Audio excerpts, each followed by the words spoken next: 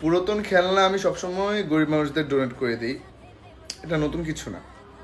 So thank you. আর thank you again.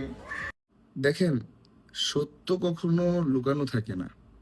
আপনি একটা সত্যকে যদি মাটি চাপা দিয়েও রেখে দেন, সেই সত্যটা না, ওই মাটিটা ভেঙে উপরে উঠে এসে বলবে সেই সত্যটা।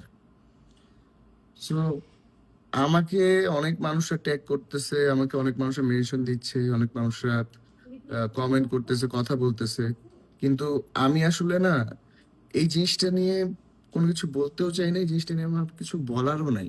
কারণ যেটা সত্য সেটা সবাই দেখতেছে, সেটা সবাই জানে, সেটা already you guys know that. You know what is happening, you know what is the truth, you know what is the reality, right?